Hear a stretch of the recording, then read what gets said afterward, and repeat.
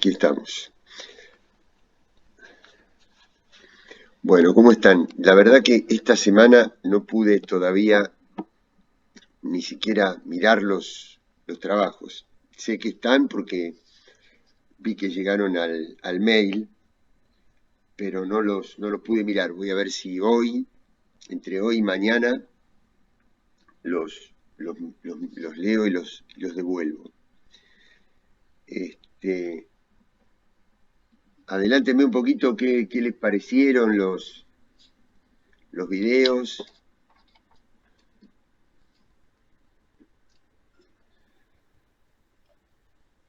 Eh, no, muy bueno el video el- el del neoliberalismo, muy bueno, muy cortito y muy dinámico. Me pareció no se hizo tan largo. Generalmente esos videos son un poco aburridos y este no fue aburrido. Y nada, bueno, y la película yo ya la había visto hace un montón y está muy buena. Así que nada, esa es mi opinión.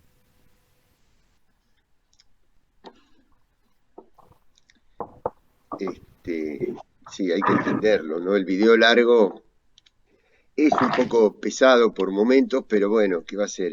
Lo que pasa que es una cantidad de material muy grande para tratar de entender. No, no, pero igual, profe, lo que digo, que este video en particular no se me hizo largo Ah, porque está muy bueno, está muy bien.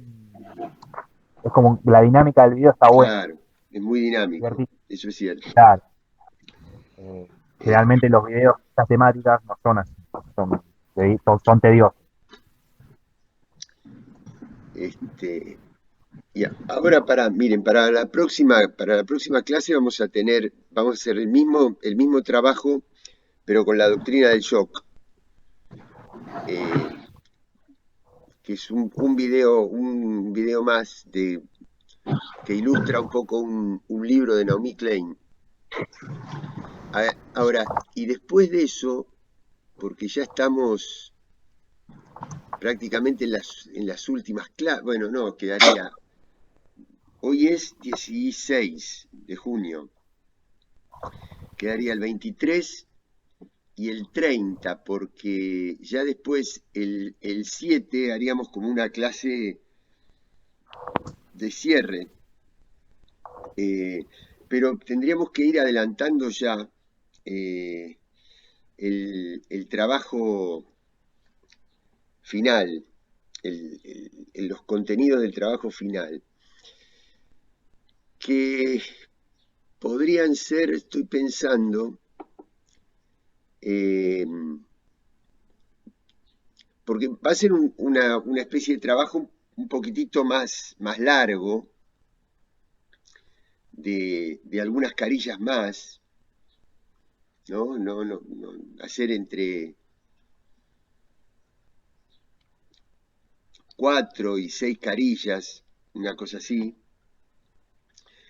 del material restante, es decir, el material que no hemos visto, tomar uno o más materiales de allí. Por ejemplo, hay un libro que se llama El sueño chino y hay otros materiales del cual ustedes podrían elegir el, el o los capítulos que les gusten, mirarlo. Primero lo que hay que hacer es mirarlo. Yo particularmente lo primero que hago con un libro de ensayo, un libro de texto, es mirar el índice, es ver de qué habla y ver los títulos de los capítulos.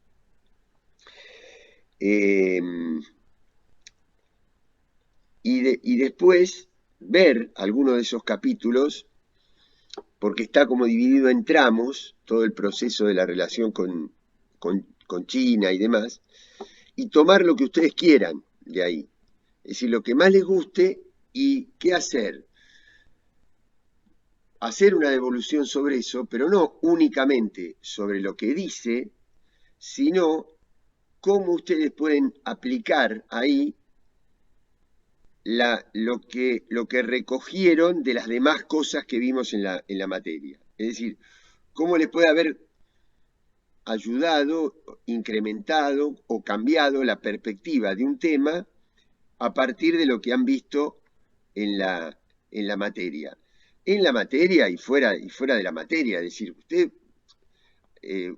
ustedes van integrando conocimientos y perspectivas, no únicamente con la materia, sino con lo que vean afuera, con otras materias, con lo que sea, pero una devolución un poco más elaborada, que comenten, que den perspectiva, no que me narren únicamente lo que dice. También se pueden elegir otros materiales. Por ejemplo, hay una unidad que habla de las constituciones, de las nuevas constituciones latinoamericanas desde una perspectiva descolonial, que hay tres fundamentalmente, la de Venezuela, la de Ecuador y la de Bolivia, que incorporan temas muy, muy importantes como la pluriculturalidad o la existencia de sistemas de justicia, no un único sistema de justicia, sino también la justicia que viene de los pueblos originarios, o bueno, una cantidad de cosas. El concepto del buen vivir, que es un concepto diferente, planteado desde otra perspectiva distinta del concepto de progreso económico tradicional. Bueno, tienen una cantidad de material que, bueno, yo después lo resumo esto en la consigna, pero para que ya vayan viendo, ¿no? De cómo hacemos ese trabajo integrador. No sé, díganme qué cosas les gustaría que viéramos hoy en la clase, porque si no es simplemente plantear la consigna, pero si quieren que comentemos algún tema, lo hacemos.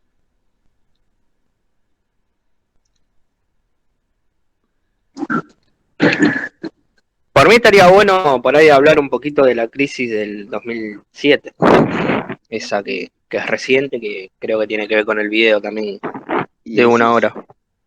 Claro, eso. podemos hablar de eso, si querés. ¿No vieron no lo vimos esto la semana pasada?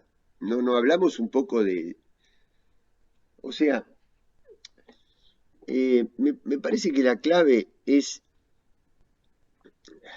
ir entendiendo cómo se van configurando todos estos procesos y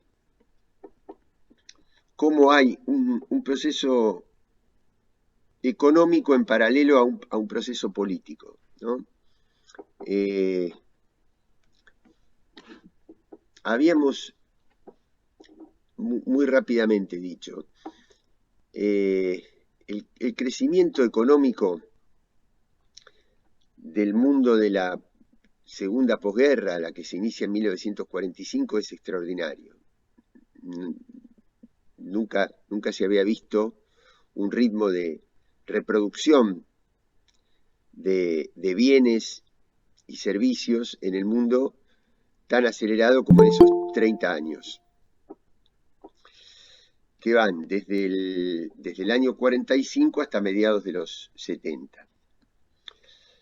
Ahora, ¿qué sucede? En esos 30 años van sucediendo cosas, nosotros tratamos de mirarlas desde la perspectiva de todo el proceso emancipador, por un lado, que viene de la sociedad, de los pueblos,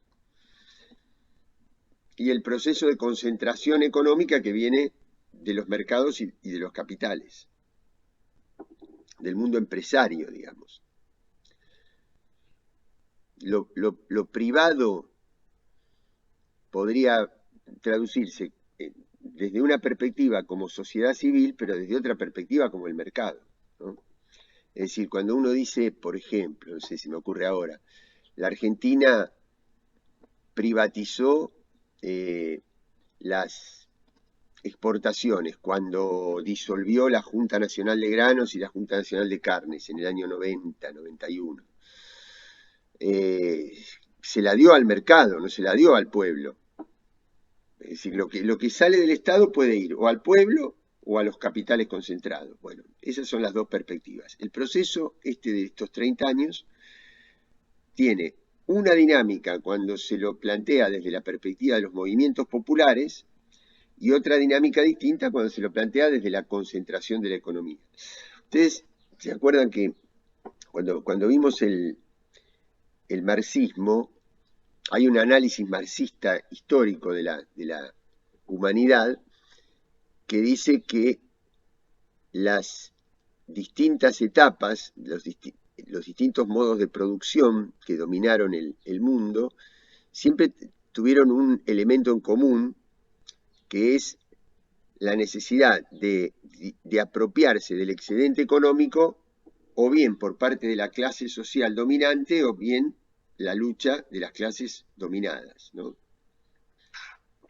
Bueno, a mediados de los 70 hay una disputa por el excedente económico entre todos esos movimientos sociales que no es que tuvieran una dirección única, no es que el movimiento por los derechos de los afroamericanos y la teología de la liberación en América del Sur y el Mayo francés y la independencia del Congo tuvieran un representante en un escritorio a nivel mundial que organizara esa. No, pero era una dinámica que llevaba a un mundo más igualitario. Y en paralelo se produce la transnacionalización y la concentración del capital privado, del capital empresario. De acuerdo de esos dos grandes universos, quien prevaleciera era la marcha que iba a tener el mundo después. Era si esa riqueza se iba a distribuir o si esa riqueza se iba a concentrar. No creo que haya mucha discusión de quién ganó esa disputa, ¿no? Entonces, Perdón que le interrumpa. Sí.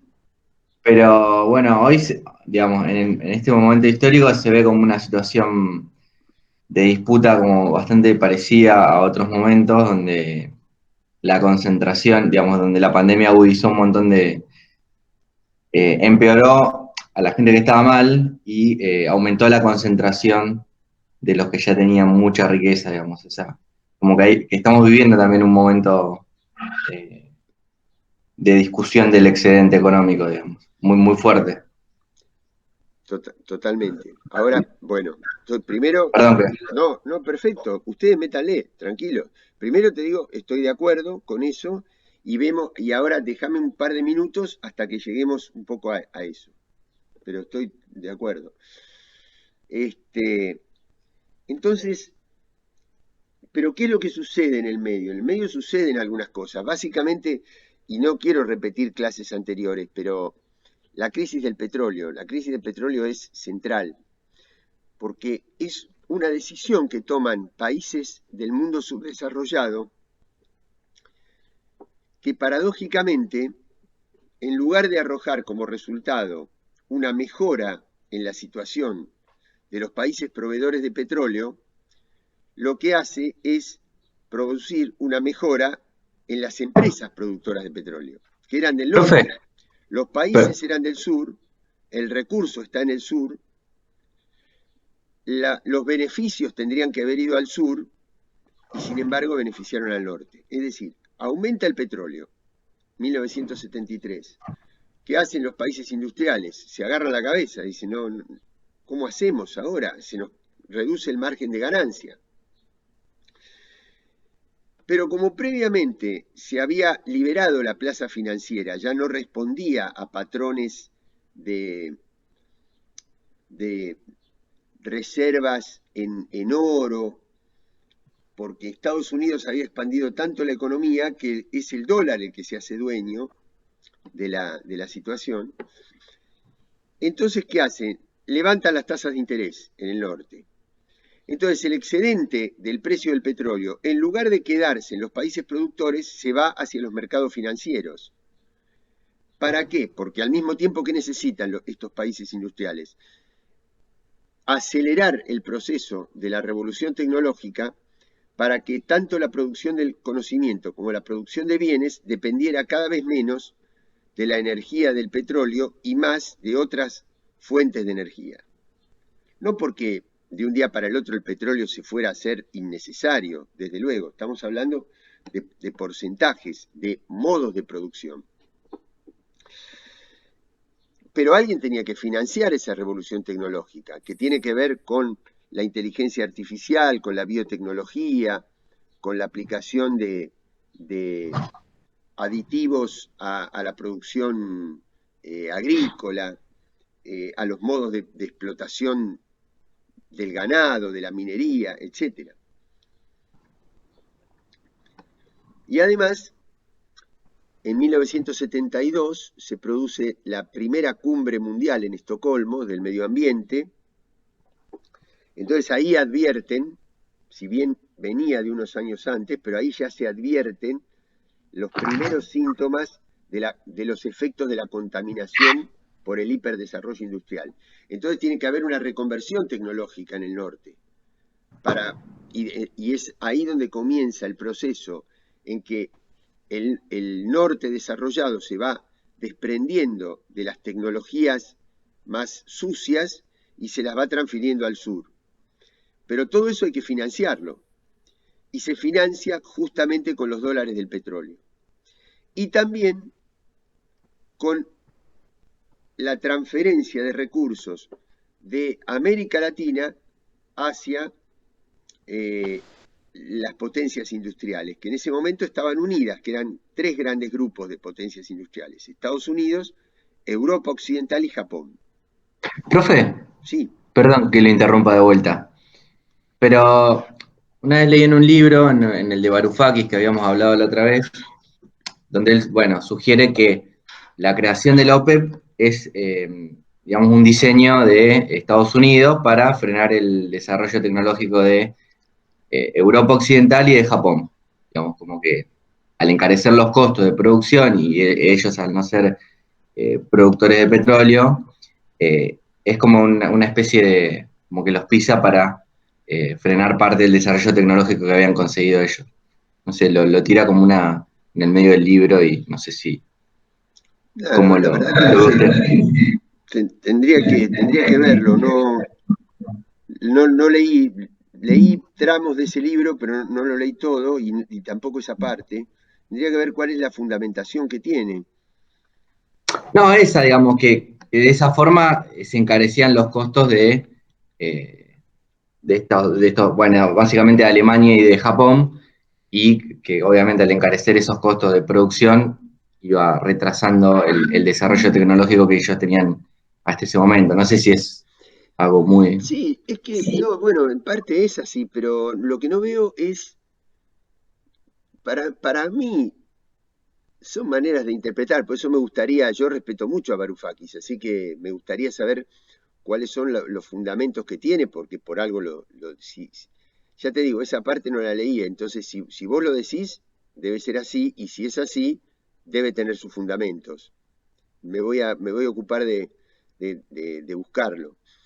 Porque para mí eh, el, el efecto fundamental de ese proceso es entre el norte y el sur, no es una división entre los tres grandes polos del desarrollo capitalista, que eran estos tres que vos decís. Porque en ese momento se forma, bajo la presidencia de Nixon, pero fundamentalmente el cerebro de eso es Henry Kissinger, que es Bueno, lo plantea él como el gran articulador claro. de esas, Vos de sabés que esas vive Henry Kissinger todavía y tiene una lucidez tremenda, ya no escribe libros tan largos, sino que escribe columnas de opinión, y la verdad que es un tipo que ha mantenido una lucidez y un nivel de actualización en la mirada, en la información, en la interpretación, porque la gente mayor a veces conserva su lucidez, pero está tan atada a las consignas con las que se formó, que no puede salir de ellas y le cuesta analizar el presente con nuevas categorías. No sé, por ejemplo, Noam Chomsky, un tipo que yo lo admiro, debe tener una edad cercana a la de Kissinger, debe ser un poquito más chico, pero estamos hablando de entre 95 años y 88. Yo estoy mucho más cerca del pensamiento de Chomsky que el de Kissinger, obviamente, pero Chomsky es un tipo que se va reiterando. En cambio, Kissinger no. Kissinger reinterpreta permanentemente la realidad. Y es el gran cerebro de todo este proceso. Por ejemplo, son cosas que están en los videos, pero ustedes saben que el mundo, miren, el otro día yo decía acá en un debate, ¿cómo puede ser que no hayamos aprendido las lecciones refiriéndome a aquellos que reconocían Ustedes saben que todavía hay países que reconocen, por ejemplo, aquí en OEA, la representación que tiene Venezuela es la representación de un gobierno que se llama gobierno interino, que no maneja ninguna estructura de poder en Venezuela, ninguna, ni el territorio, ni las comunas, ni el Estado, ni las organizaciones sociales, nada. Simplemente está reconocido por Estados Unidos. Entonces reconoció un presidente, como están en contra de Maduro, inventaron un presidente como diciendo, este es el presidente. Ahora, no maneja nada. Es decir, cuando ustedes están en Venezuela, no estoy diciendo quién está en lo correcto y quién no. Estoy hablando de una realidad. Si yo estoy estudiando y quiero pasar de año en Venezuela, alguien me tiene que dar un título habilitante, un diploma que reconozca que yo cursé ese año del secundario para poder pasar al siguiente. Eso me lo da un Estado que es el que maneja esas estructuras, no otro que está reconocido en otro lado. Bueno, eso está sucediendo hoy todavía, pero el caso más paradigmático de eso es cuando ustedes saben que de los 5 países que tienen derecho a veto y son miembros permanentes del Consejo de Seguridad de Estados Unidos, de las Naciones Unidas, son Estados Unidos, en este momento Rusia, en aquel momento la Unión Soviética, Inglaterra y Francia, que son los 4 países vencedores de la Segunda Guerra, y China, porque China pudo frenar la invasión de Japón, tuvo muchos millones de muertos y demás. Pero resulta que en el año 49 Mao Zedong se hace cargo del gobierno de China. Y el gobierno anterior, el gobierno procapitalista, se tiene que refugiar en Formosa y forma lo que hoy es Taiwán.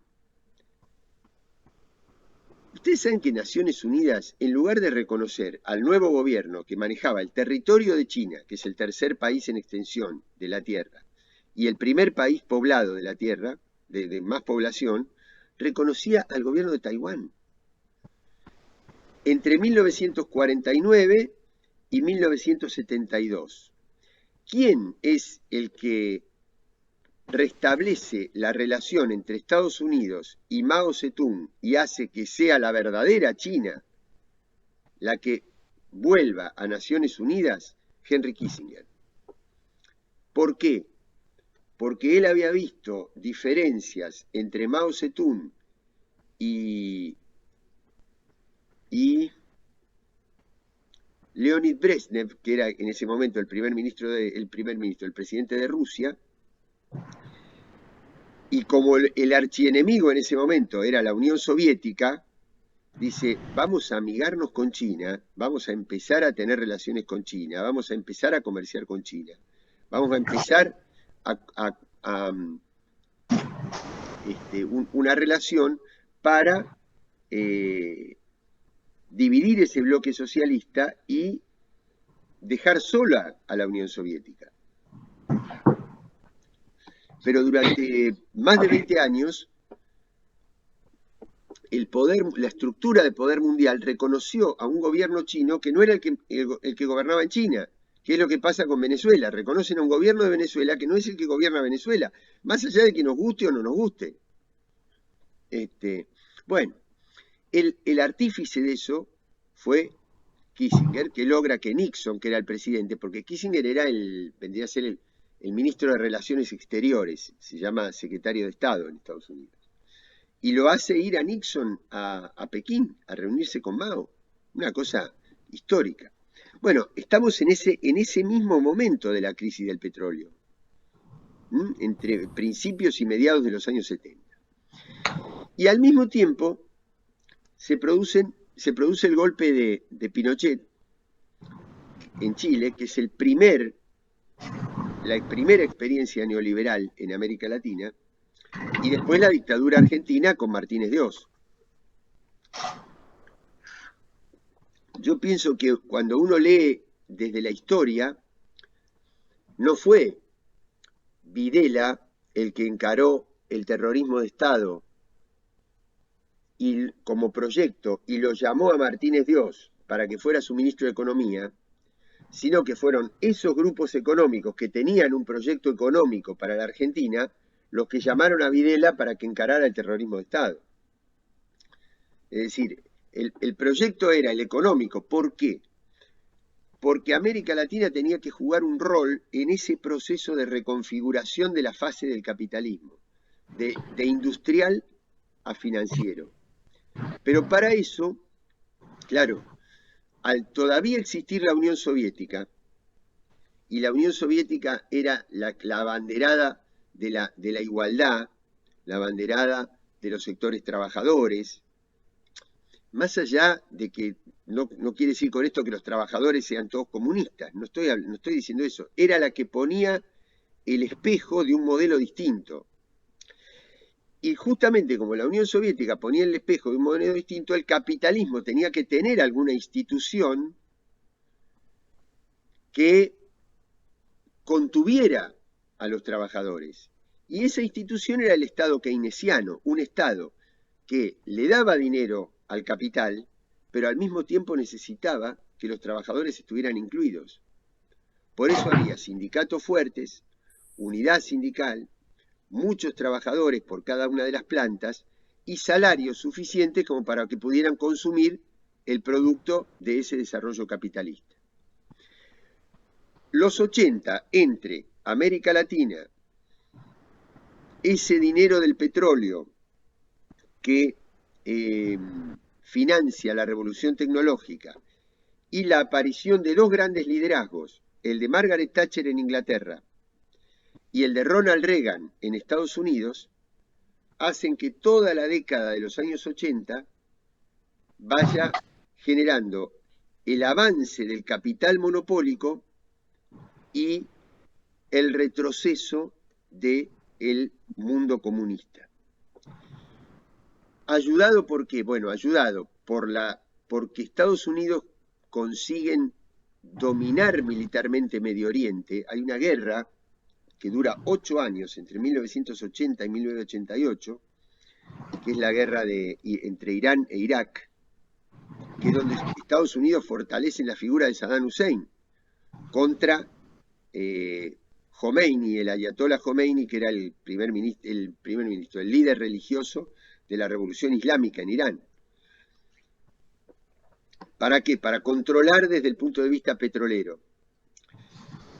Y después se va produciendo el deterioro del sistema soviético, la insatisfacción de un sistema soviético que hasta un determinado momento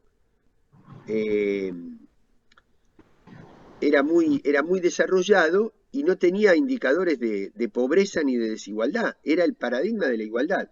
Miren, hay un documental muy interesante, ahora no les podría decir, creo que está en Vimeo, que es una plataforma, pero larguísimo y aburrido, pero ilustrativo, que es una filmación que aparece ahora, documental, de todo el proceso de los funerales de Stalin en la Unión Soviética, en 1953. Y aparecen escenas de las distintas ciudades de Rusia. Y Rusia era es decir, cualquiera de esas escenas era comparable al desarrollo que tenía el capitalismo en ese momento. La vestimenta, los medios de transporte, etcétera. Es decir, Estado marxista. El Estado se apropia de la plusvalía empresaria y la redistribuye igualitariamente. No hay competencia de mercado. Entonces, eso generó un desarrollo, pero eso ya en los 80 empezó a desplomarse completamente. El capitalismo ganó la carrera tecnológica, ganó la carrera del desarrollo, y la Unión Soviética empezó a declinar todos sus indicadores. Y después, en el año 86, por ejemplo, viene Chernobyl, un desastre tecnológico, un escape nuclear muy grande, que generó además un desprestigio muy grande del sistema científico, del sistema de controles, y por lo tanto de la imagen de la Unión Soviética. Y eso también generó una cosa, una reacción anímica muy grande, de cuestionamiento a ese sistema, porque estábamos en plena carrera nuclear. El escape nuclear fue tremendo. Es decir, se combinan una cantidad de factores para conseguir la caída del muro, la caída del socialismo. Una vez que cae el socialismo y que los grandes monopolios occidentales que se habían enriquecido durante todo este tiempo arreglan con la élite gubernamental rusa quién se queda con todas esas empresas estatales que ahora pasan a ser privadas y generan en Rusia las grandes fortunas que hoy son las dueñas de los clubes de fútbol y de los grandes emprendimientos de infraestructura en Dubái, en Abu Dhabi, que van generando una nueva industria que es el turismo de 7 estrellas, digamos, en estos países árabes que se dan cuenta que en unas décadas más se les va a ir acabando el petróleo y que tienen que conseguir fuentes de recursos sustitutas. Bueno, una vez que cae el mundo socialista, ¿qué necesidad hay de sostener el estado de bienestar si el estado de bienestar era una institución que lo que trataba era de contener el avance del comunismo? Cuando eso ya no es más una amenaza, cae el estado de bienestar y se desregula la economía. Y cae una institución fundamental de Keynes, que era el seguro social. El seguro social no es que el seguro social sea una ley, no, es un concepto, tengamos a la gente incluida, tengamos un mínimo de educación, de salud, de bienestar, de vivienda, pero no porque somos buenos, sino porque es más barato tener eso que todos los perjuicios que va a traer la exclusión. Ese concepto cae en el capitalismo, porque ya no hace falta. Ya no hace falta, porque ya sabés que tu gran amenaza, que era la Unión Soviética, no se va a producir. Entonces, ¿para qué voy a contener a estos si sé que ya no me va a asustar y no me va a ganar? Entonces, cae esa institución y se inicia el cambio de fase, se acelera, digamos, el cambio de fase de capitalismo productivo a capitalismo financiero. Con la revolución tecnológica y la robótica, por ejemplo, la automatización de la producción, cae la necesidad de empleo y se la reemplaza por la necesidad de reproducir capital. Y es lo que hablábamos, que creo que lo hablamos acá en la clase pasada, esto de que la fuente de ganancia ya no está en lo productivo, sino en lo financiero. ¿Qué es lo que muestran estos? Esto se termina de desplomar en el 99, cuando Clinton deroga las enmiendas Glass-Steagall, las leyes de contención de los fondos de inversión que no podían acceder a la banca comercial, ¿no? Sino que estaban muy regulados. Se desregulan completamente y se empiezan a producir las burbujas. Y las burbujas aumentan de tal manera que en el 2008 caen. Y se ve ese desplome. Y ustedes fíjense que América Latina no sufrió el mismo impacto que Europa y Estados Unidos de la crisis financiera. ¿Por qué no sufrió? Y en particular la Argentina. Bueno, por eso hay que ver estas cosas, y estas cosas no se ven, deliberadamente no se ven, no se muestran. Bueno, cuando en el año 2005 unos cuantos presidentes, pero fundamentalmente Chávez, Lula y Néstor Kirchner, dicen que América Latina no se va a incorporar al ALCA, al área de libre comercio. ¿Qué era? Era meter a América Latina en ese sistema. Y le dicen, no entramos en el sistema. Primera medida.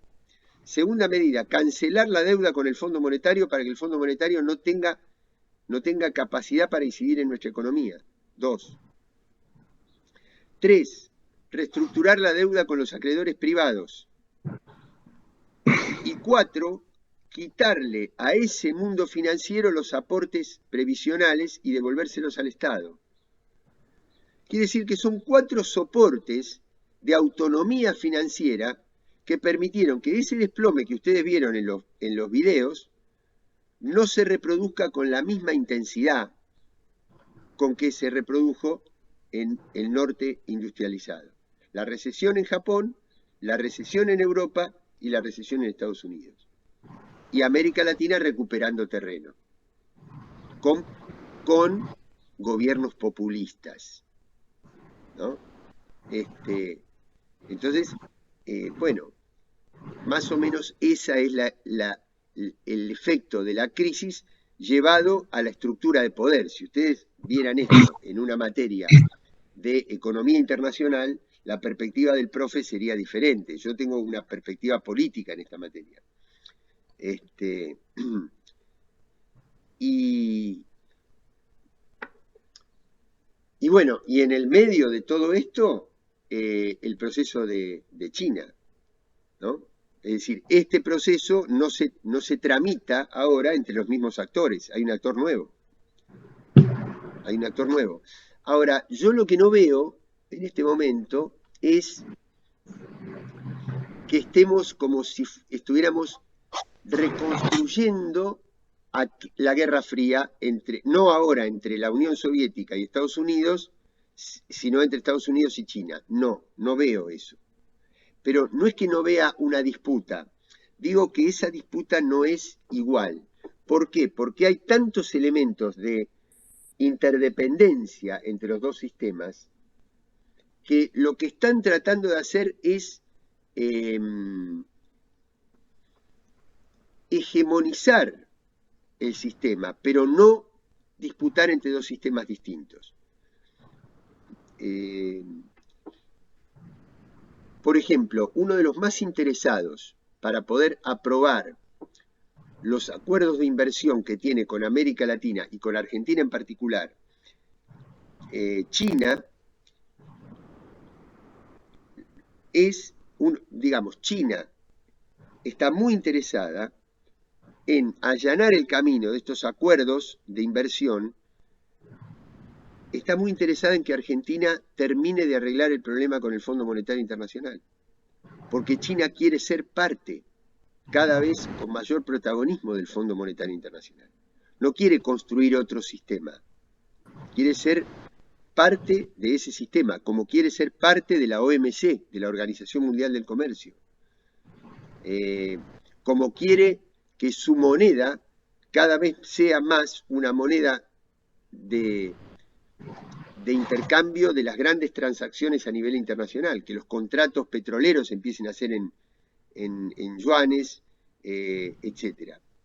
Entonces, hay elementos de disputa y de cooperación. Disputa, cooperación. El 5G, la tecnología de quinta generación, que es tremenda, eso va a ser otro cambio de paradigma productivo, porque multiplica más de 100 veces la velocidad de la comunicación. ¿Por qué? Por la cantidad de satélites y por la falta de distancia. Es decir, yo para comunicarme con ustedes tengo que subir la señal, esa señal va a una antena y la antena se la transmite al celular o a la computadora. Bueno, eso se va a multiplicar por 100. Entonces, eso va a hacer que un cirujano en una punta del planeta intervenga en una operación de corazón con una precisión mayor que si la estuviera haciendo en el quirófano. Porque además hay que agregar los avances de la matemática cuántica que incrementan los niveles de precisión y la nanotecnología. Es decir, eso está en disputa hoy en el mundo. Ya no es la energía nuclear, no es la carrera espacial, no es la manufactura como el industrial, como en la revolución industrial del siglo XIX, es esta el paradigma que va a cambiar los modos de producción. ¿Quién lidera eso? Está en juego. ¿Y quién se apropia de ese excedente? Entonces, cuando vos decías que hoy veías, bueno, en definitiva, llegamos sin querer, llegué a lo mismo que vos habías planteado. Ahora, yo creo que hay algo más profundo que la disputa entre Estados Unidos y China, que es si los pueblos tienen algo que decir en este proceso a través del Estado, o si el Estado muere, la figura del Estado muere y gobiernan un conjunto de corporaciones, que son precisamente las que más se enriquecieron en todo este último tramo, porque si ustedes fíjense que se han paralizado estructuras industriales colosales, el petróleo, la industria naviera, la industria de la aviación, el turismo. El petróleo, ustedes vieron que en los primeros meses de pandemia, con la parálisis de la producción mundial, costaba más. Es decir, había que pagar por tener petróleo, no recibir. ¿Para qué? Para pagar el almacenamiento. Era más importante que el recurso en sí mismo. La caída, el desplome, hubo momentos que el petróleo tenía precio negativo. No tiene nombre eso. Bueno, más o menos eso se volvió a estabilizar, inclusive el otro día la cotización del petróleo por primera vez superó los $70, $72, también hasta que se estabilice en un precio razonable. Ahora, ¿por qué no se desplomó el sistema financiero? Porque al mismo tiempo que caían estas industrias, subía la de los servidores de la tecnología digital y los laboratorios y los proveedores de insumos médicos. Y esa es la disputa hoy del excedente. Entonces, el Estado tiene, y yo creo que, porque ustedes fíjense cómo de a poquito, por ejemplo, las plataformas individuales de educación, es decir, en lugar de tener un aula, tengo una parte de educación en común, pero después tengo plataformas individuales para cada persona, que están ensayando los grandes institutos a nivel mundial. Los tratados internacionales contratan jueces privados. Trump saca tropas estatales de los Estados Unidos, de los países en guerra, pero son sustituidas por ejércitos privados. La FIFA quería, bueno, vieron que hace poquito abortó un proyecto de que los 12 equipos más importantes, las 12 empresas más importantes del fútbol europeo pudieran hacer una especie de NBA del fútbol internacional. Pero además había un proyecto, yo creo que eso quedó un poquito demorado con la pandemia, para que en diciembre de este año se iniciara una Copa Mundial de equipo. Vieron que en el Intercontinental ese que se hace a fin de año, o en Japón, o en algún país del mundo árabe, juegan los ganadores de cada liga regional, ¿no? Antes jugaban nada más que Europa y América Latina, pero ahora juegan todas las ligas. Bueno, quiso convertirlo en un torneo de 24 equipos. Eso quiere decir que en 10 años va a ser mucho más atractivo ese torneo que el Mundial de Fútbol, que es donde están representados los estados. Es decir, cómo de a poco, en todos los niveles, lo que se trata de hacer es destruir y deteriorar la figura del Estado. Los tratados internacionales contratan jueces privados. Bueno, profe, el tema de los bancos centrales a nivel de cada estado, digamos, la pérdida de control, bueno, se ve con las cripto, con todos los elementos financieros nuevos que, digamos, son monedas paralelas, Por que se supuesto. definen en Twitter su valor, porque después no se sale un tweet y Como el de Tesla, como el de, ¿cómo es que se llama? besos, no sé, lo sigo medio por arriba, todo eso me parece un circo, pero sí que en un tweet te definen la cotización de algo, no sé. Sí, es interesante. Mira, vos es que justo el domingo almorcé con un experto, un pibe joven, porque en general son pibes jóvenes pero con una experiencia que, claro, era como si me hablara en chino. Y me explicó más o menos, yo ahora no te lo podría reproducir, yo en ese momento lo entendí, todos los recursos que tiene la criptomoneda.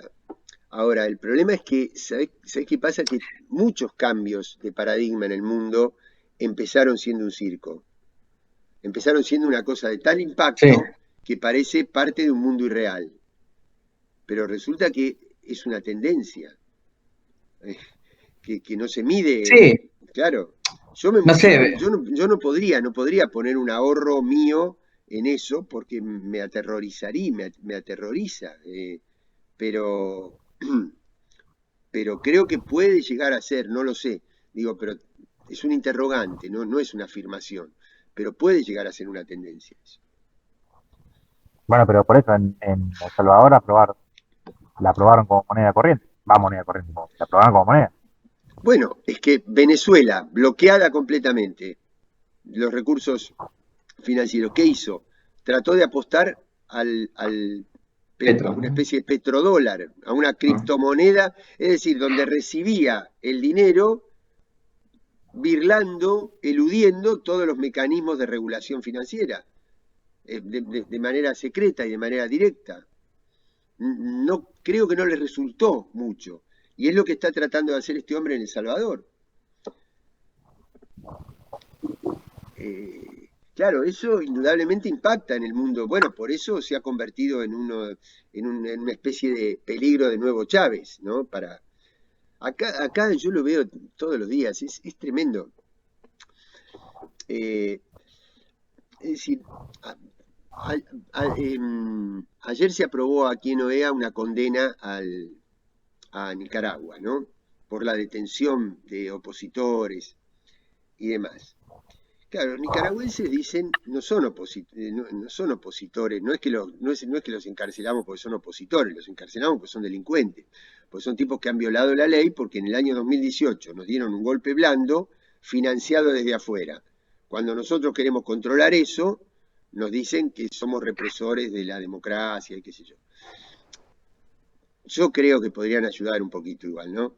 Eh, pero cuando los reportes de nuestro embajador, del embajador argentino en Managua, dicen, esto es parte, de lo que ustedes viven, es, es un clima que genera la prensa internacional. Vivir acá, no los medios de comunicación en Nicaragua son iguales que, es como si fuera en Argentina La Nación Más, TN, dicen cualquier cosa, nadie los controla, a nadie le importa. Los que creen que acá en Nicaragua hay una crisis son los de afuera. Es la misma prensa, o sea, dan por sentada una cosa porque lo dice Infobae, que es como en el 2015 uno viajaba a cualquier lugar y daba por sentado que Cristina Kirchner había matado a Nisman, eh, ¿no? Como nosotros damos por sentado que Gaddafi en Libia era un dictador. Sí, era un líder que no gobernaba con las mismas categorías de Dinamarca, es cierto, pero porque se amoldaba, digamos, a determinadas tradiciones, historias y demás, y manejaba un Estado. Hoy ya no existe más Estado en Libia. este, así que, eh, creo que estas cosas no son blanco y negro, ¿eh? No son blanco, no está todo el bien de un lado, todo el mal del otro, no, claro que cada uno tiene... Pero la tendencia es o gobiernan las corporaciones o gobiernan los estados. Y la verdad que los estados están perdiendo esa batalla, salvo un país que por algo es el que ha emergido, que es el que combina elementos de mercado con planificación estatal, que es China. En China, uno podría decir, es un sistema capitalista y tiene elementos del capitalismo. Está McDonald's, está Starbucks, hay un Starbucks cada 2 cuadras, igual que en cualquier ciudad europea o americana, pero no puede despedir un empleado, ¿eh? Acá no, acá donde estoy yo, la gente se va. O sea, no hay contrato, es decir, hay un contrato laboral que le dice, yo te contrato, pero si mañana te quiero echar, te echo. Es cierto que eso implica rotación, porque así como lo he hecho, lo puedo retomar y qué sé yo, ¿no? Pero no hay seguro de despido, no hay nada. Acá la gente está aterrorizada por perder aterrorizada, acostumbrada a que puede perder el trabajo. En China no. En China no hay un desocupado, no hay un desocupado. ¿Por qué? Porque el Estado se encarga de... Es decir, es cierto, por ejemplo, ustedes van a una estación de subte en China y hay en un puesto donde ustedes van a pasar por el molinete, en lugar de haber una persona para que controle, hay 2 o 3. Ustedes dicen, ¿para qué? Y sobre todo que tienen monitores. Bueno, ¿para qué? Para que tengan trabajo. Limpiar la Plaza Roja de Moscú, de Beijing, es un ejército. Bueno, tienen trabajo. Bueno, pero, profe, perdón. Mirá, una última cosa. Eso Sí. hay que juntarlo con una cultura que es la ética confuciana, la ética del taoísmo, que dice, si yo, por más humilde que sea, hago bien mi trabajo, es decir, limpio bien la parte de la plaza que me toca limpiar, voy camino a la salvación. Es otra categoría, otra mentalidad. No hay esa mentalidad de tengo que progresar, tengo que ascender, tengo que ser como el otro, tengo que tener cada día más. No, tengo que ser responsable. Por eso, ahora, claro, ¿cómo se lee desde acá? Se lee, mirá, los explotan. Sí, pero no es una demanda salir de esa situación. La demanda es tener comida, tener vivienda, tener educación y poder vivir más o menos en paz con la familia. Y eso China lo ha logrado para 1.400 millones de personas. ¿Lo podríamos hacer igual acá? No, no estoy diciendo hay que ser iguales. No, estoy diciendo hay que entender que cada pueblo en el mundo se maneja con sus propias categorías históricas y culturales. Perdón, dale. Claro, bueno, eso es lo que, justamente lo que dijo a lo último es lo que iba a decir. Si bien China obviamente tiene, como decía usted, 3 personas controlando un molinete, eso genera el gasto público al Estado chino, me imagino. Si vos lo querés implementar en este país, se puede hacer, pero después vas a tener a la gente que te dice, estás pagándole a los ñoquis, por así decirlo, que fue algo que sucedió hace poco, que se decían los medios, mirá cómo aumentaste el gasto público, qué sé yo, pero entiendo que China lo puede hacer porque lo puede sostener. Eso, habría que ver si acá en este país se podría sostener ese tipo de gasto público, que sería lo ideal. Por ahí los planes de ayuda que se dan hoy en día podían ser para eso, el ideal sería para que, bueno. Aquí no haría falta. ¿Por qué te digo? Porque vos podés hacer, o sea, China acaba de declarar que ha salido el 100% de su población de la extrema pobreza. Es decir, hasta las poblaciones campesinas, que son de las zonas más alejadas, porque primero fueron saliendo a las zonas costeras y después se fue yendo más hacia el interior del país y se fueron industrializando las ciudades y demás, y hoy ya pueden decir que el 100% salió de la pobreza extrema. Un país que en 1900, por eso ahora están celebrando los 100 años del Partido Comunista Chino, y van a mostrar una cantidad de metas, y cuando en el año 2049, porque ellos además tienen la planificación, ¿no? Porque ¿cuál es la idea, el cambio de sentido en cuanto a, si lo comparamos con nuestros modelos? La planificación a largo plazo, no el libre mercado, sino la planificación a largo plazo. Entonces, las metas para el 2049 tienen que toda la población la puedan considerar de clase media, cuando se cumpla el centenario de la Revolución de Mao. Bueno, pero voy a lo siguiente. Argentina, no necesitas tener 3 personas cuidando un molinete de subte, porque vos cruzás la vereda de tu casa y hay que poner una cloaca, o hay que hacer pavimento, o hay que desmalezar una plaza pública, o hay que iluminar una calle. Entonces, ¿cómo puede ser que vos tengas acá una cantidad de gente que no tiene trabajo y acá una cantidad de trabajo para hacer? Ahí no hay gasto público, es decir, no se lo puede cuestionar desde la perspectiva del gasto público.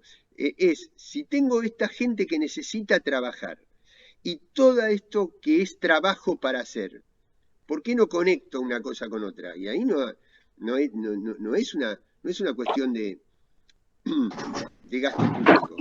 Claro, en eso estamos de acuerdo. El tema de por ahí, por ejemplo, para poner una luz en una calle, vos tenés una empresa privada que es Edesur o Edenor, entonces tenés que negociar con ellos para que tomen gente que por ahí no está capacitada para hacerlo, que está desocupada, así que bueno, ahí lleva tú una planificación, una negociación, me imagino yo, así que bueno, pero sí, entiendo a lo que va y sería lo ideal, obviamente. Sí, yo comparto, no, pero es que es así, pero está bien.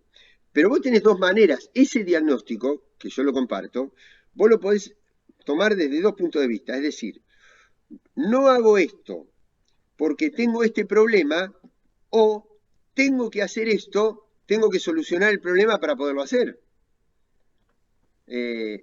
Ahora, ¿cómo va acompañado todo esto? Porque yo, además de dar, o decir, mucho antes de dar clase en la UNCI, doy clases en la Facultad de Derecho de La Plata, que es completamente, es como si fueran el día y la noche, ¿no? Para que se den una idea, la agrupación tradicional universitaria de La Plata, cuando ganó el Centro de Estudiantes en el 2018, la primera charla que le dio a los ingresantes era que a las chicas, los chicos tenían que ir a dar, no es obligatorio, pero que era preferible que fueran a dar examen con saco y corbata y las chicas con trajecito, porque de esa manera le impresionaban mejor al profesor. Para que se den una idea dónde estamos ideológicamente. Y estamos hablando de pibes de 20 años, no de mi abuela. Bueno, para que se den una idea. Entonces, ¿para qué te preparan en esas facultades? Yo tengo acá las empresas de energía, tarifas dolarizadas y apertura financiera para que puedan llevarse las ganancias a cualquier lado. El usuario acá y el contrato.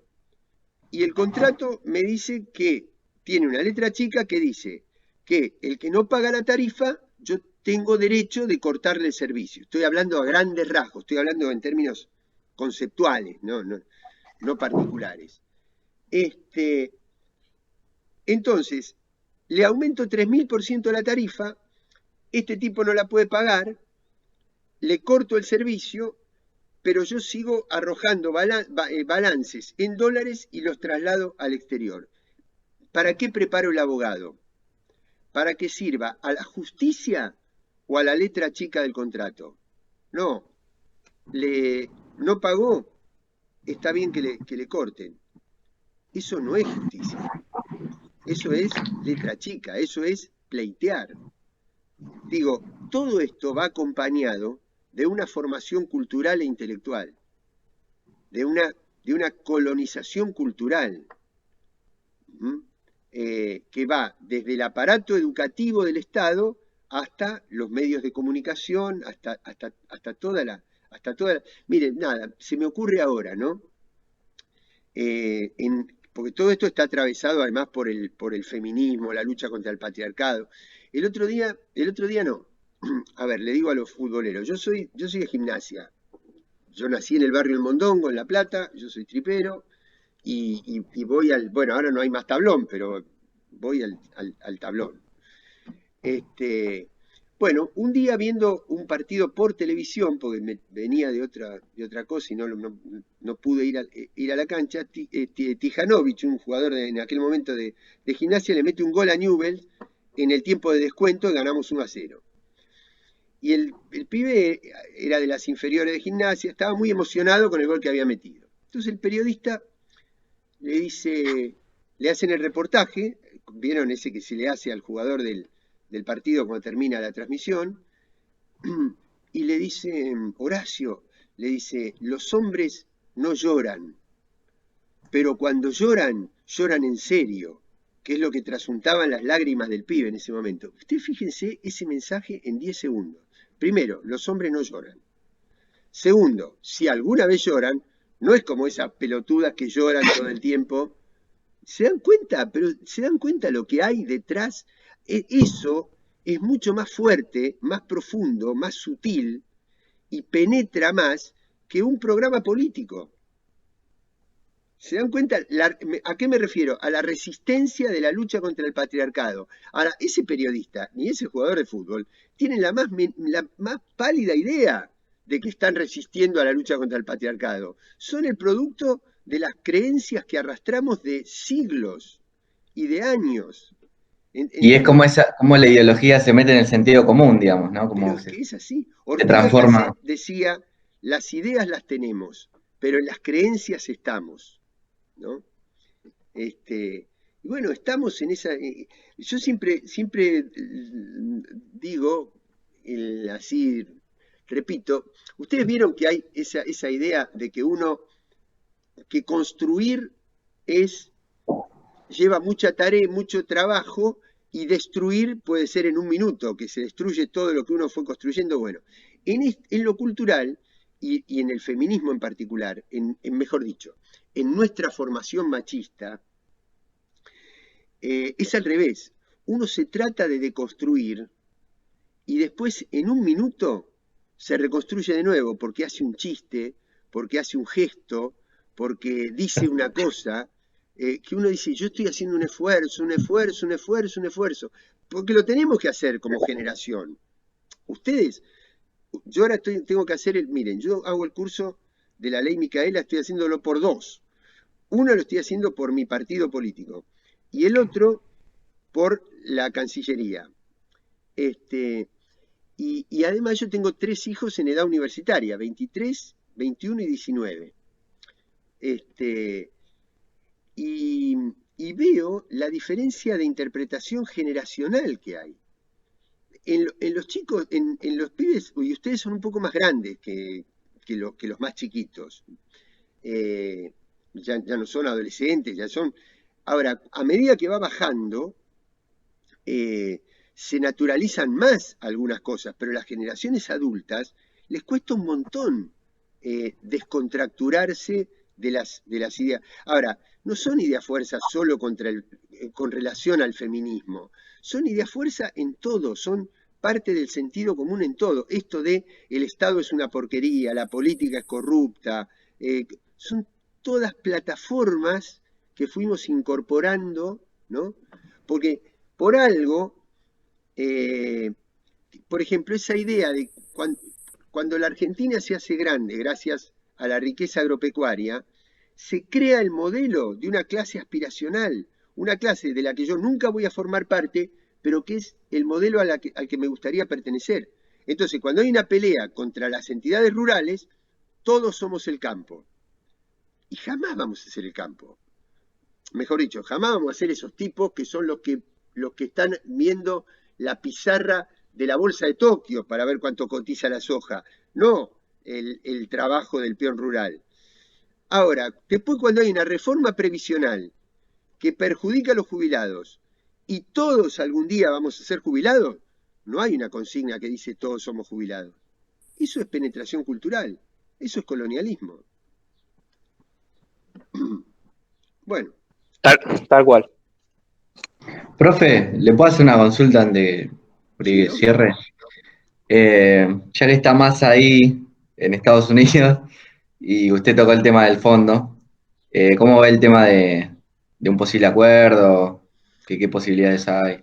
Mira, el otro día, el sábado fui a jugar al fútbol con Sergio Chodos, que es el hombre que puso Guzmán para el día a día con el fondo. Y me lo traje en el auto después. Jugamos en un lugar que está alejado de acá del downtown, digamos, y lo traje para acá. Y me fue contando, porque me va a contar mucho más él que Massa, Claro. que no creo que sepa demasiado tampoco del tema. Massa está haciendo una agenda para construir su imagen, digamos, no para acordar con el fondo. Esta noche tengo una recepción en la embajada argentina, acá en Washington. ¿Puedo ir? Ojalá, querés ir vos en mi lugar, andá, Me falta un arquero, mire. Me meten preso al toque yo. No, vos acordás al toque, no te hagas. Eh, Negociás. Más, Le vendo toallón a los pingüinos yo, imagínate. bueno, vení. No. Bueno, no, me decía, miren, no puede no haber acuerdo. Va a haber, pero va a haber porque lo necesita la Argentina, porque lo necesita la Argentina, pero básicamente porque lo necesita el sistema financiero internacional para reordenarse, porque un no acuerdo sería el fracaso de una política y de un organismo. Ahora, el tema es discutir las Las condiciones. condiciones.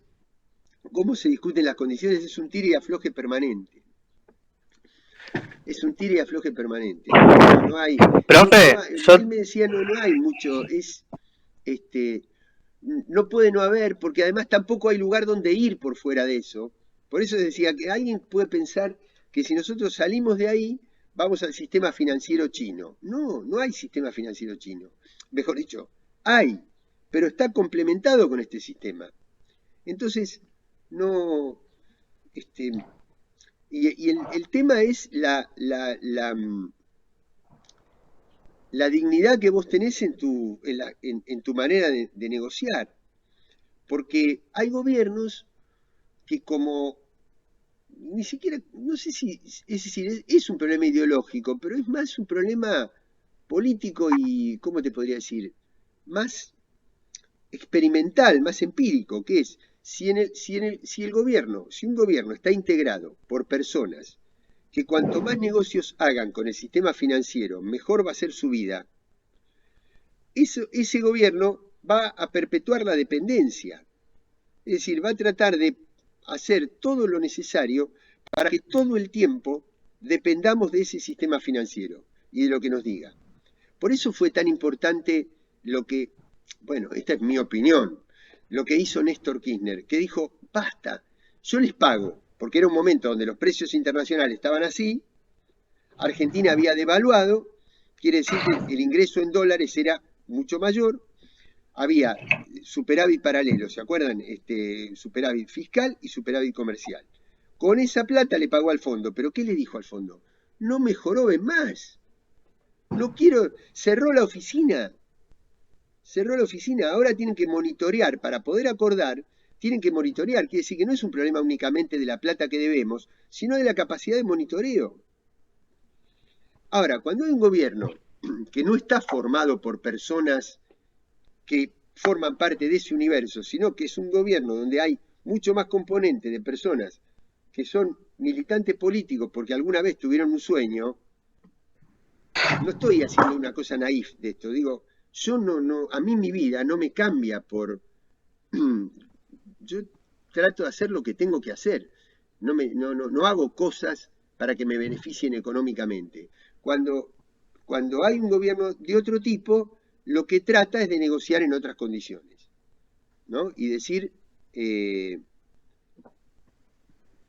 traten de jorobarme lo menos posible, traten de darme margen para que pueda comprar vacunas, para que pueda dar ayuda fiscal. Pero los mitos que hay, ¿no? Porque ustedes fíjense, por ejemplo, en Argentina, o sea, Bueno, estos, los que tienen más formación económica lo comprenden mejor que yo, inclusive el tema. Pero esto es, la causa de la inflación es la emisión. No, es un elemento de la inflación. La inflación desde un punto de vista estructural, no desde la escuela monetaria, no de la escuela monetarista, de la escuela estructuralista. Las causas son mucho más estructurales y mucho más complejas. Porque, ¿qué sería si no? Hay muchos pesos y pocos Hay dólares. muchas causas, no es solamente Por la eso, emisión, pero también habría que atacar bajo qué circunstancias se emite también, ¿no? O sea, si la emisión es una de las tantas, también ver bajo qué circunstancias es que se tiene que emitir. sí O sea, estoy de porque acuerdo. es como usted dice, o sea, siempre se ataca lo mismo, ¿no? Sí, mientras más emitamos, más inflación. En realidad no estamos viendo ni por qué se emite ni las otras variables que generan inflación. Es un todo en realidad, ¿no? Y hay muchas variables que no son económicas también. Yo insisto mucho con esto y a veces por ahí me dicen, bueno, pero siempre caemos en lo mismo, pero para mí la confianza y la especulación son dos variables que también provocan este tipo de cosas en términos económicos en Argentina. Yo trabajo a diario negociando con proveedores y demás, porque trabajo en un área de compras, y la realidad es que esto que comento es la traducción del feedback que recibo de ellos. O sea, ni siquiera confían en una empresa multinacional que les va a pagar a 30 días o a 60 días, ni tampoco confían en que en 30 o en 60 días el costo financiero, aunque sea, se mantenga. Entonces ya es un tema Sí, de confianza, traducido obviamente en una cuenta que hacen, pero digamos, es un tema también de confianza y especulación, ¿no? Y otras totalmente. tantas variables. No, totalmente, sí, sí, sí. Bueno, miren, yo les cuento una anécdota. Hace poco en el pasaje de Aldo Rocha de La Plata, que es un lugar municipal, que yo estaba en la antigua estación de ferrocarril, pero lo readaptaron hace muchos años. Había una exposición eh, numismática y filatélica y qué sé yo. Y en uno de los stands estaban todas las monedas, todos los billetes que tuvo la Argentina, ¿no? Eh, cuando yo era chiquito, me acuerdo cuando cumplí 5 o 6 años, me regalaron una billetera con un billete de 5 pesos, que para mí era una fortuna. 5 pesos, moneda nacional. De ahí después vinieron en el año 70, presidencia de Onganía, los pesos ley 18.188. Se le quitaron 2 ceros a la moneda. Después vino la transformación de ese peso al austral. Se le quitaron 3 ceros a la moneda. Y después, con la convertibilidad en el año 90, eso fue Alfonsín, en el 85. En el 91 se le quitaron 4 ceros a la moneda. En 20 años, 2 más 3, 5, más 4, 9. Fíjense lo que se devaluó, lo que se depreció la moneda argentina. 1.000 millones. O sea, uno en el 70, 1.000 millones. Y vi todos los billetes y me causó por primera vez malestar físico haber visto eso, lo que yo había pasado en mi vida. ¿Cómo puede confiar una sociedad en su moneda? ¿Cómo puede confiar? Eh, eh, entonces, es lógico que un laburante, cuando le sobran 200 pesos, vaya a comprar un dólar, vaya a comprar dólares. Ahora, ahora, claro que hay factores culturales que son fundamentales, pero, por ejemplo, la Argentina, ¿qué es haber mucha emisión? Hay muchos pesos. No, no, hay muchos pesos. Es relativo, porque a la mayoría de la gente le faltan pesos. Es decir, que no hay tantos pesos. Y hay pocos dólares. Miren, depende. El Estado tiene pocos dólares. Ahora, si yo voy a los paraísos fiscales, no hay pocos dólares de Argentina. Argentina tiene muchos dólares que están ahí. Entonces, es un problema político, no es un problema económico. Es decir, hay elementos económicos, desde luego, pero depende cómo se los maneje desde el punto de vista político.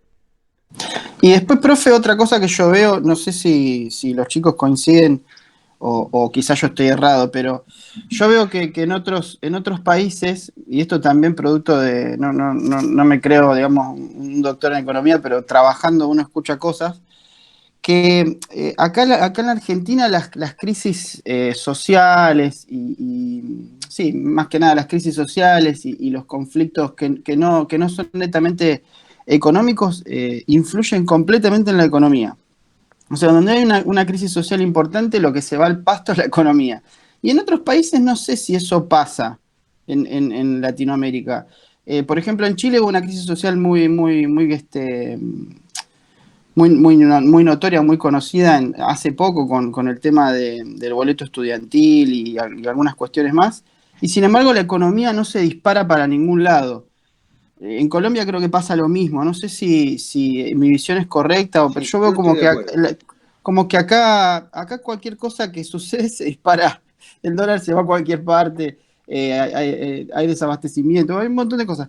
En cambio, en otros países la economía es como que hay un interés común en lo social para preservar la economía más allá de las disputas sociales que tengan, ¿no? O sea, bueno, vos pensás distinto que yo, pero estamos en el mismo país y somos una sociedad y no vamos a echar a perder la economía porque perdemos los dos. Acá en Argentina es como que la visión es diferente, o sea, no me importa si la economía se va a cualquier parte, yo estoy en contra tuyo y punto. O sea, si tengo que movilizar la economía para un lado o para el otro, A mí me es indistinto. me parece interesante esto que vos decís. Mirá, nada, a ver, lo asocio con lo siguiente. Yo defiendo el universo PYME porque creo en la democratización económica y demás. Desde ese punto de vista, sí. Ahora, determinada cultura, en esta, por ejemplo, un autoservicio que hay, yo vivo en el barrio Saboya de Citibel, en La Plata, un autoservicio que hay ahí, y yo desde esta perspectiva lo defiendo.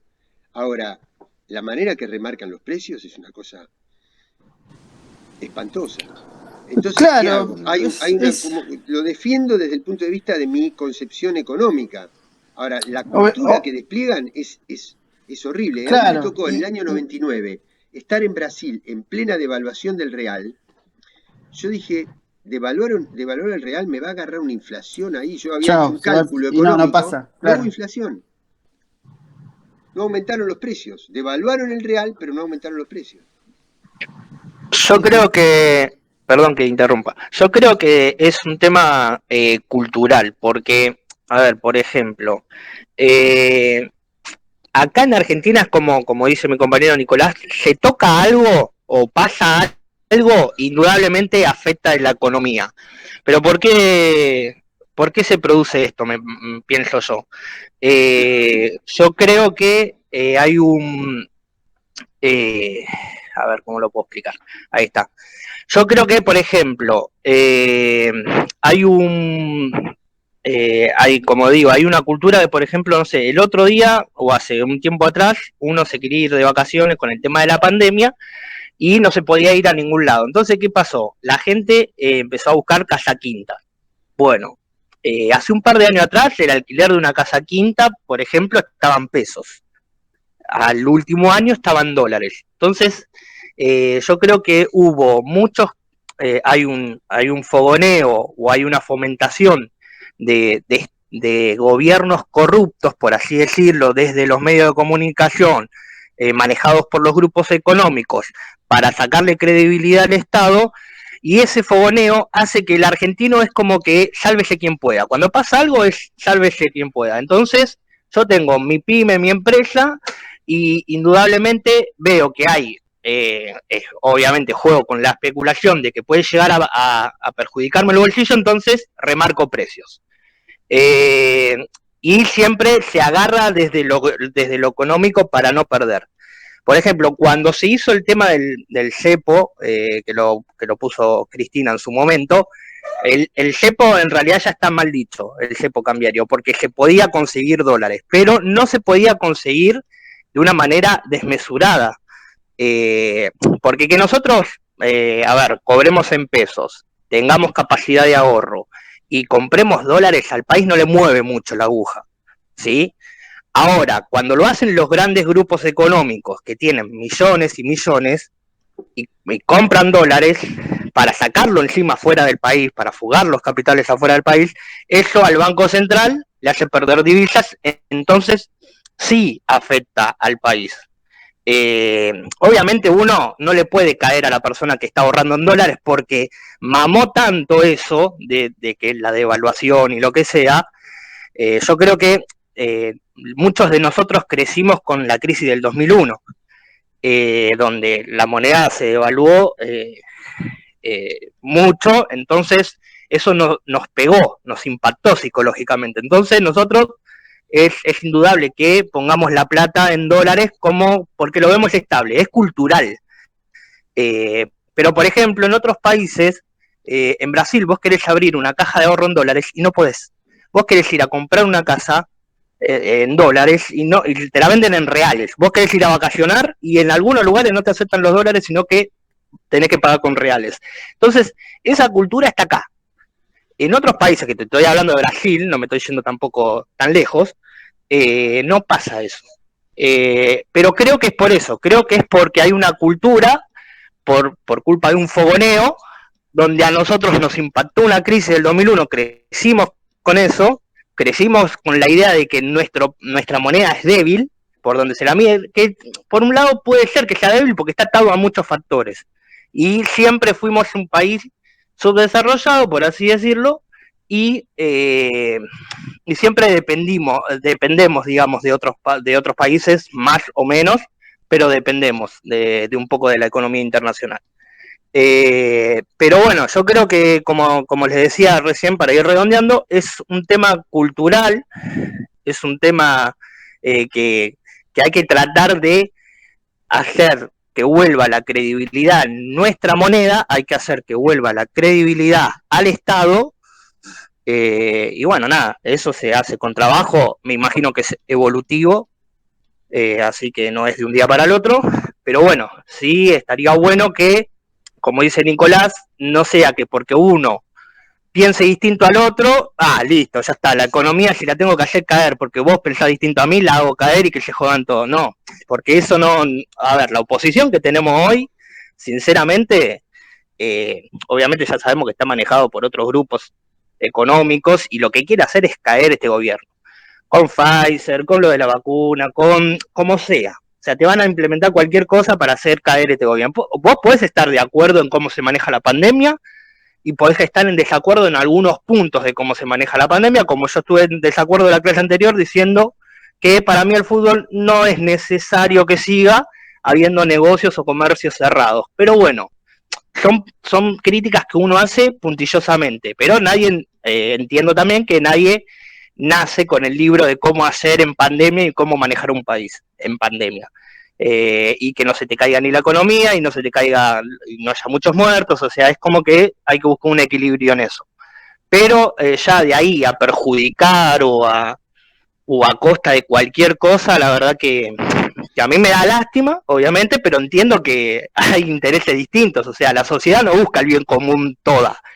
Hay parte de la sociedad concentrada que busca su propio interés, su propio bien, y tiene apoyos extranjeros y van a tirar por eso. Y fue así, pero hace años viene siendo así, porque uno te dice, bueno, la grieta es ahora. No, la grieta esa viene de que se quería independizar de los españoles o no.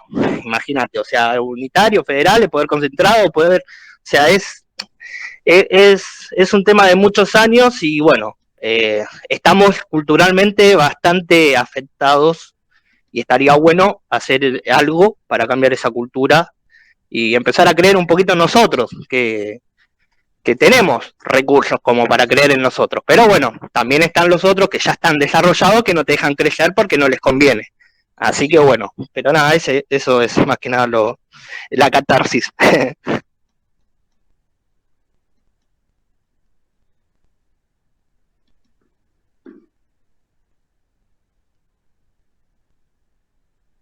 Pon el micrófono. No. Ahí está, perdón, no, decía que nos dimos cuenta que estaba haciendo catarsis.